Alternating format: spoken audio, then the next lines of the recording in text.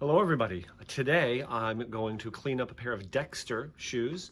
And Dexter is a brand you may or may not have heard of. American shoemaker, no longer in business. This is a pair of Long Wing Bluchers, okay? And I think I'm gonna try my hand at a patina on them today. So I think I'm gonna do something like color them a little bit, something like that, maybe to add a little bit of, variety or something like this. You can see it before and after. So let's go. Hello everybody, it's Robert Powers. 4.5 out of 5. This is my shoe collection. They actually look pretty bad. What that means is these are made of shell cordovan. Can you tell the difference? Now here they are finished up. I'm not a professional. Look how tight this is though. You see it very clearly here. I just cut the thread in half. Here it goes. Here they are completely finished up. Hey, first of all, everybody, sorry for being absent for so long. I just had some stuff going on here at home and busy with work. That combined with the fact that I haven't gotten any new shoes personally. The thrift stores have been absolutely bare here for, a couple months up until, this pair I found here, which isn't even that great of a find. So I wasn't going to produce material just to, throw something out there, So first of all, let's jump right into the maker of these shoes, which, as I said there in the intro, I didn't show you the insoles, but it's Dexter, okay? And you can see these shoes on the label itself. That darkening there is actually the glue, if you can see that. It's a little difficult to get it to show you. This one might be a little bit easier to see. There we go, right? And they're size 8.5, and you can see there they say made in USA. Interesting model number, the way they do the model number here, like the 25 dash, that reminds me of the Johnston and Murphy style. But so you may or may not have heard of Dexter. So I'm going to pretty much just read you exactly what I printed off of Wikipedia. I also got just a little bit of blurb here from Styleform, as well as the website for Florsheim and other U.S. vintage shoes is vcleat.com. But Harold Alfond, A-L-F-O-N-D, born March of 1914, and he died November of 2007, was an American businessman who founded the Dexter Shoe Company and established the first factory outlet store. He was born in Massachusetts, son of Russian Jewish immigrants. And high school, Harold was an outstanding athlete that developed his passion for sports. After graduating high school in 1934, he got a job at the Keslen, K-E-S-S-L-E-N Shoe Company in Kennebunk, Maine, where his father worked. In a short time, he rose from the odd shoe boy to factory superintendent. In 1940, Alfond and his father bought a shoe factory in Norridgewock, Maine, and founded Norwalk Shoe Company, N-O-R-R-W-O-C-K. They sold the company to Shoe Corporation of America in 1943. Curiously enough, that was during World War II, and Alfond stayed on as a president for 25 years. So in 1956, he left and purchased an old woolen mill, W-O-L-L-E-N. Woolen, is that where they make wool? Wool? A woolen mill in Dexter, Maine, and founded the Dexter Shoe Company, 1956. There, he produced shoes for the private label catalog market, supplying stores such as Sears, JCPenney, Spiegel, and Montgomery Ward and Company. So if you haven't seen it already, I'll try and link it below here. Check out my other video here, where I do a full review of a pair of vintage Sears plain toe Bluchers, and as you can see here, they're absolutely unworn, and these were made in the early 1980s.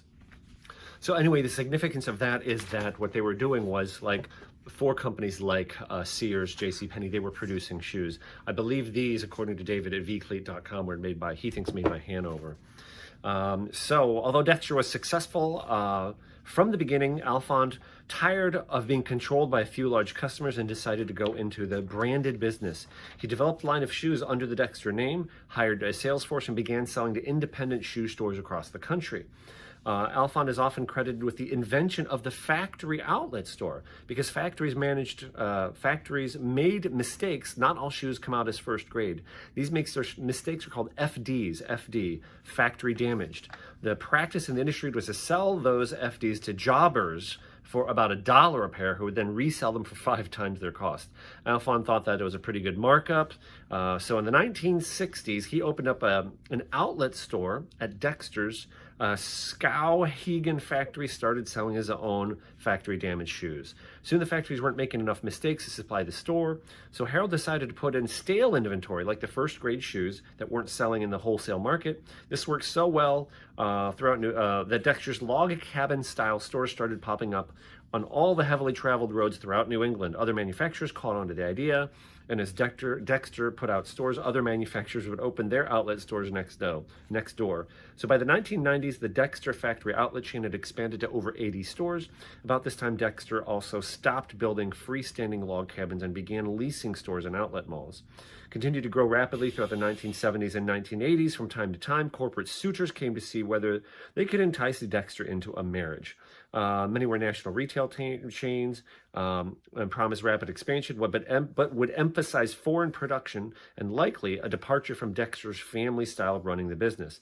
He eventually decided to sell to Berkshire Hathaway. If you haven't heard of it, Berkshire Hathaway is Warren Buffett, the most successful, wealthy investor of all time. It's his business, his company, with an agreement not to interfere with the family's continued management of the business. In 1993, Dexter and affiliates, Pan Am Shoe and OSCAP Limited, OSCAP, sold for $433 million in stock. 8 years later, Warren Buffett decided to fold Dexter into another business, admitting in 2008 that it was the worst deal I've ever made, end quote. Okay.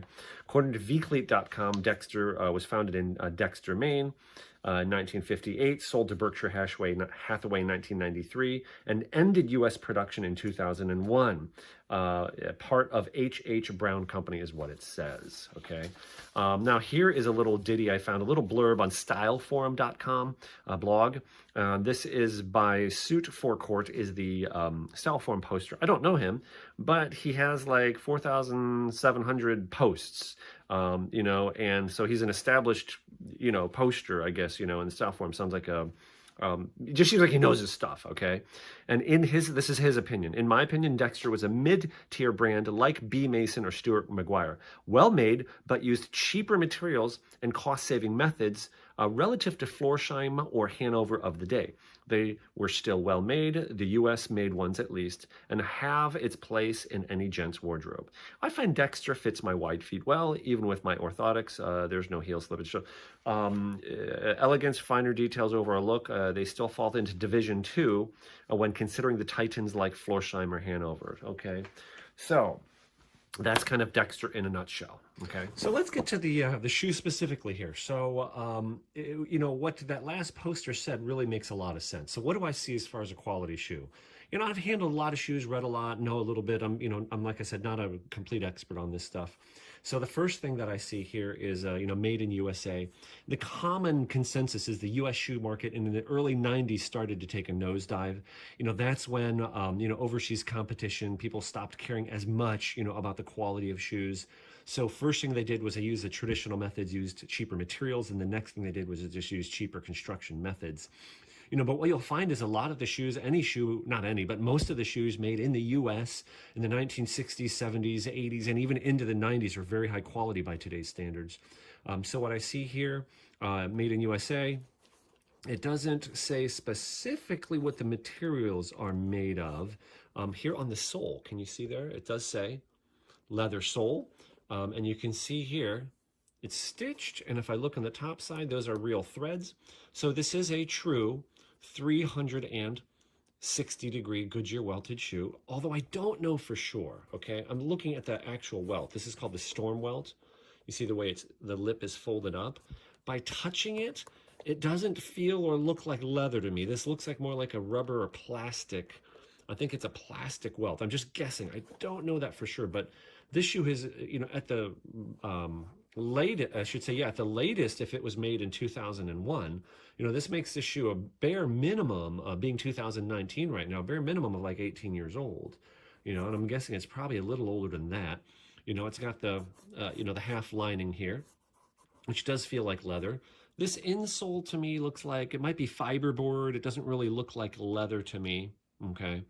And let's see, we got a full leather lining here.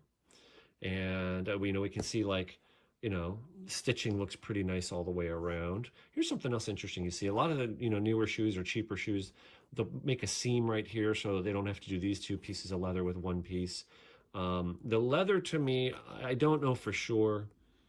I think it's corrected grain leather. I've got other videos on that. So what corrected grain basically in a nutshell means, it's not as high a quality leather as full grain.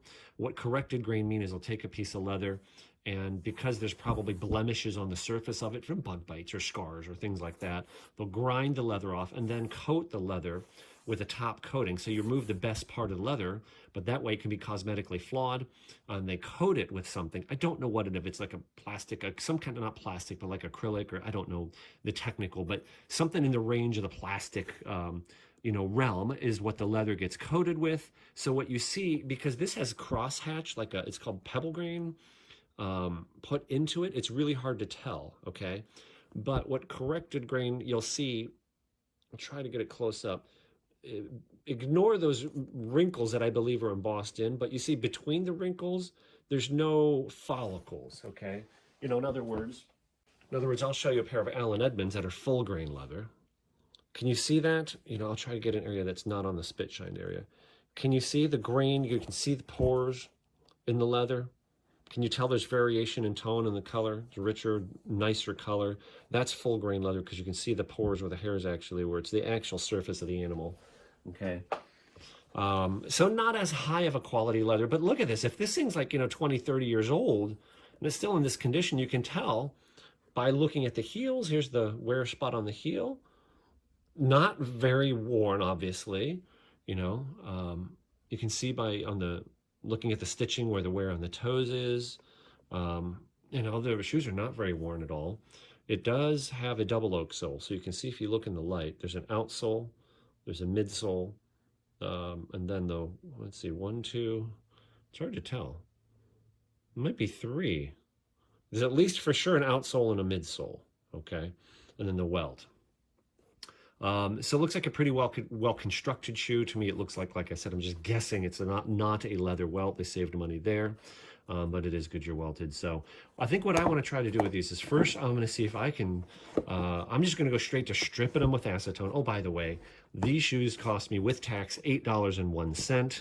I don't see a tremendous amount of historical value in these, nor monetary value. So I think this is a great case where I've got everything to gain and nothing to lose. So I'm going to try my hand at patina on them like I showed you in the beginning. Okay, so let's go.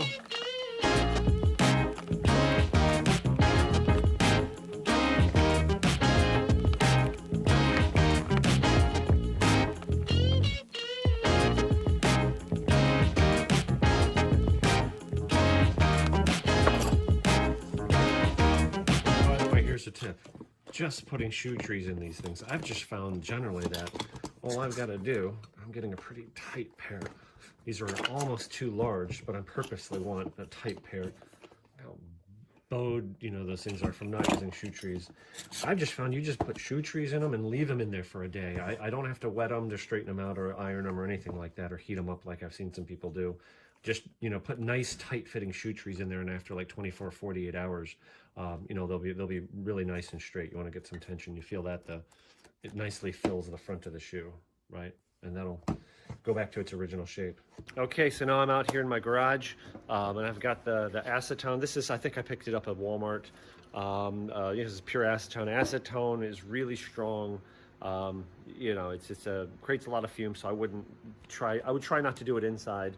I don't know if you can tell, but I've got the fan going on low from a few feet back just to create a drift of breeze to, take the air, across away from me, okay? So other than the acetone, what I've got here is cotton balls. Acetone is supposed to, now, what I'm trying here is trying to strip some of the color off of these shoes. I have put a patina or burnish on a couple different pair of shoes. I'll link them below.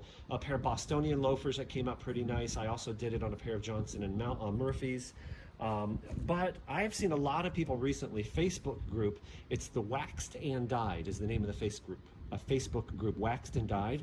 And these guys very routinely, there's a few people on there that are like, do this all the time, very successful. They're stripping the color off, making it lighter. Usually the gist of it is a lot of the times is getting the color off of the shoe, lightening it, then you can put it back on the way you want and have dark and light contrasting areas, okay? So I don't know what's going to happen, but if I'm going to fail, I'm going to do it on a pair of $8 shoes, not a pair of brand new shoes or something like that. Does that make sense? You know, so like I said, I'm not an expert at this, and I don't know how this is going to come out. I don't know if I should just be dipping. Now that I think about this, can I dab onto a cotton ball?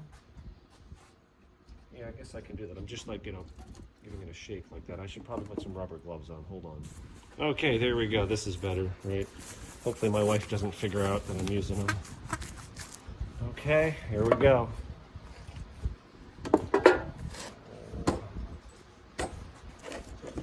You try it on the side of the tongue here first, I guess, maybe? Whoa. Oh, look at that. Whoa. That's taking color right off.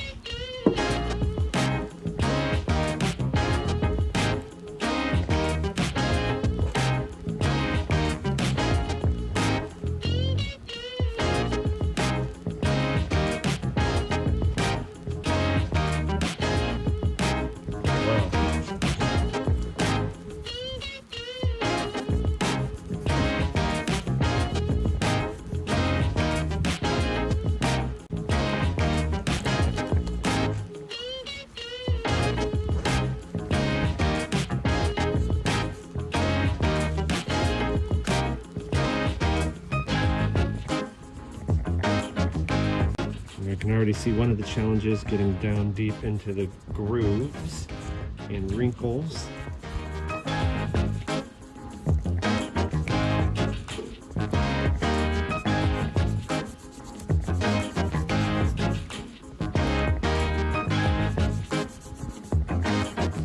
Dang, man, that comes off easy. It's almost scary how fast that comes off.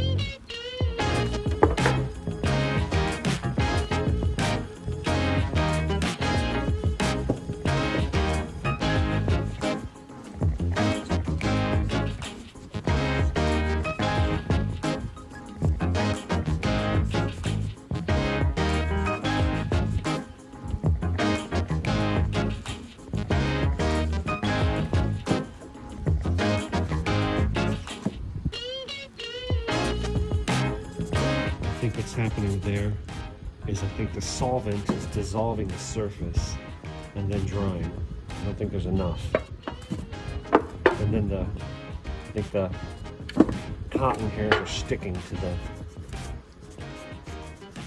whatever I'm pulling off the surface of this leather.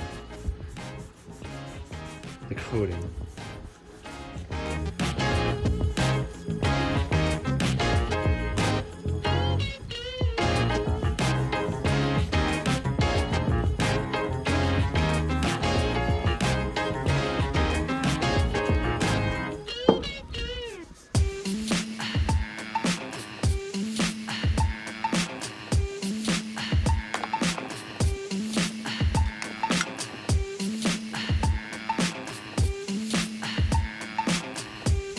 I think the ventilation system is working very well here because I honestly, all the air I'm breathing is coming from my left with the fan, and I can't smell any acetone. And it's a fairly warm day here, so the garage door is open as well behind me. Yeah, and some damage I didn't see before.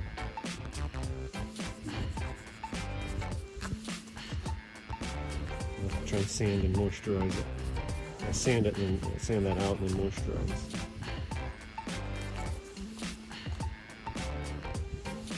Interesting, huh?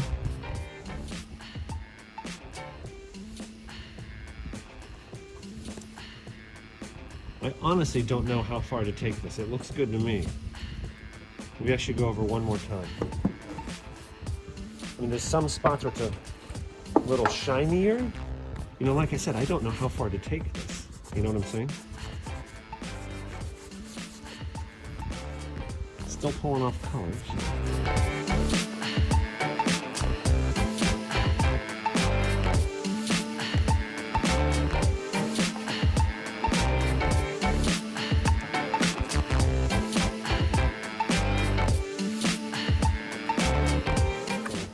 one of the interesting things I figured out about YouTube, it's sometimes hard to get information on very specific things like this. You know, it's just the internet in general. You know, because you're just searching and, you know, it's so hard to get connected to things. So one thing I found out is my channel like this will often flush out information from people, you know, where I'll, you know, somebody may watch this and tell me how, hey, I'm an expert on this and, you know, here's how you do it better. So I'm open to constructive criticism. I just hope that people are at least nice about it, you know. In other words, don't blast me and, you know, say, you know, because I've had people F-bomb me out, curse me out, you know, online. It's like, dude, relax, they're shoes, you know, $8 shoes here, we're not saving the planet. You know, so I think I'm going to stop. I'll just do the other one. Here, I'll compare one more time.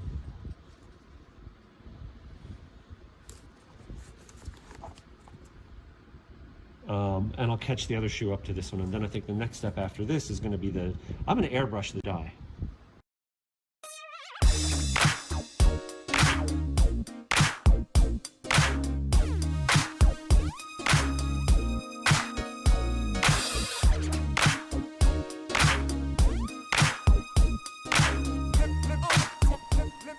So with the Phoebings, this spilled, but what I've got with the Phoebings, this is you can't maybe tell, but this is a medium, well, you can tell by looking at the color, medium brown.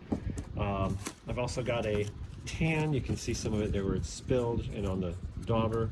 I've got a tan, I've got mahogany. Mahogany is like a deep brownish red color. I know there it looks brown, but it comes out on the shoes brownish red, more brown than burgundy. And then this one, the dark red, comes out, you know, more on the red side, but still kind of like a burgundy color. I don't think I'm not going to mess with anything in the red range here, even though that is tempting. I'm going to leave those aside. And I think what I'm going to go is, I don't have a lot of medium brown left. This is fairly dark. I might mix the brown and the tan.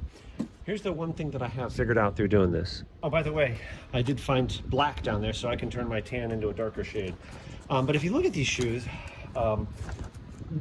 when you get into like a real dark contrast, I guess what I'm figuring out, that's a more advanced technique. That's almost making like a spectator. But a lot of the shoes that you see are really beautiful. Like, look at these. It's a very subtle difference between the dark and light burgundy color, you know, and it goes along with the character lines on the shoe. So, like, for example, this one I thought, you know, these shoes are dirty. They haven't been polished. You know, I beat them up. I thought that turned out pretty well because it's a pretty... what's the word I'm looking for? It's a subtle difference between the dark and light areas. This one is a more pronounced difference between the dark and light areas, and I don't think it's as aesthetically pleasing.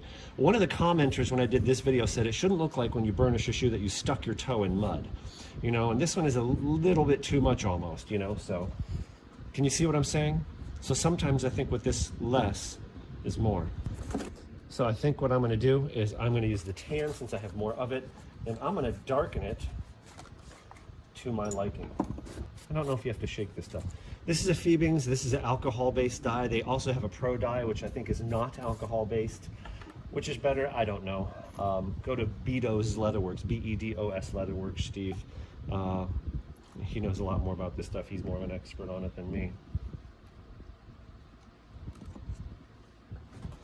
See why you want to wear gloves.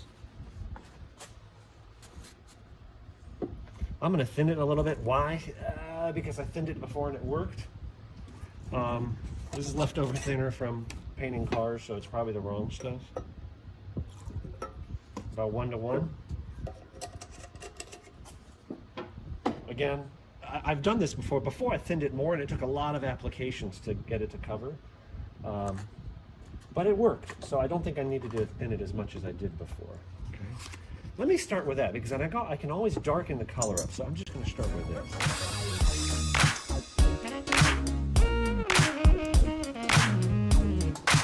Got my little handy-dandy compressor here.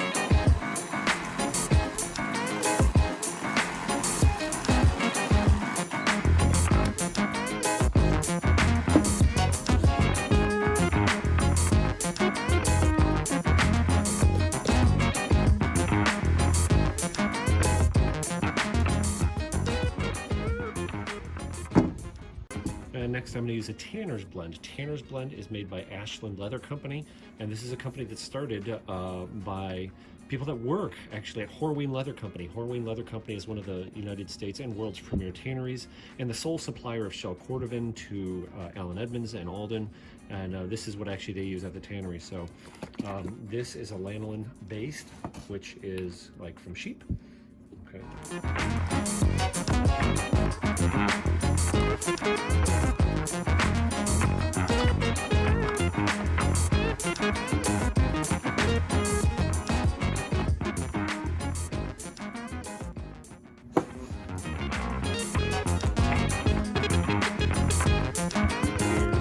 American pronunciation, Medal d'Or. This is the soft cream polish with a lot of pigment in it. And let me show you guys again how to do this. This is a t-shirt.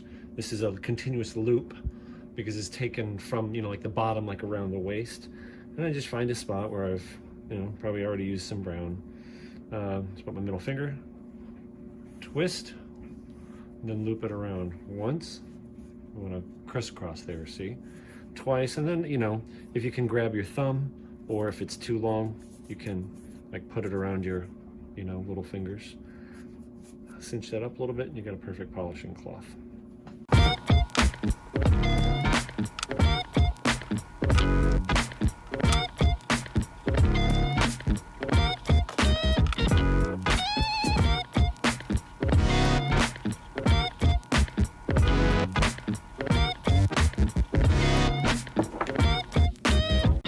By the way, I'm sorry, this color was the light brown. That was number 3. This one is the medium brown.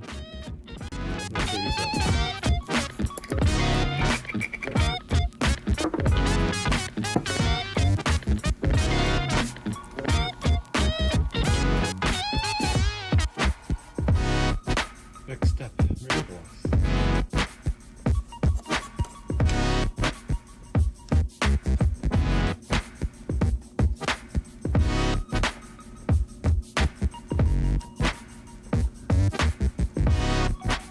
Notice the surface texture there. We're going to build up clear coats on it. And the first coat pretty heavy. Really trying to glob it on there. First coat I'll do kind of all over the vamp and a ways back. You can't put the stuff on too thick. Or, if you put it on too thick, I should say, it will crack off. So I only do like one coat, and then the rest of the coats I try not to go past this area here where the shoe flexes.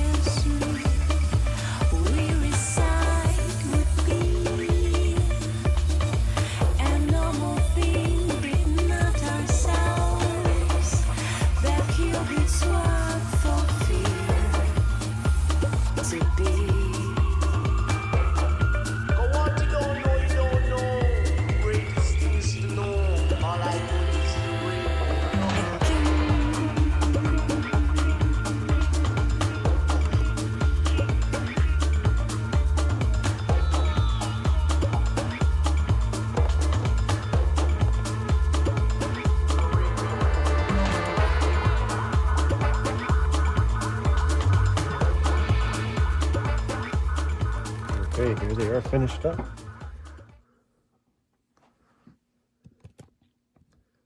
What do you think? How do you like the coloring? Was it worth it? I'll cut in a picture of them before.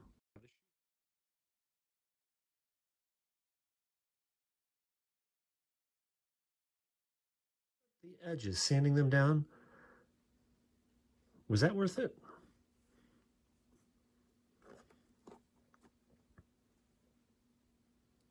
Can you tell they're brown?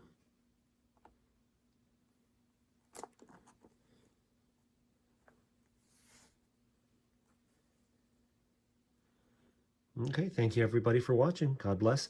And feel free to subscribe and check out a lot of my other videos. And have a great day.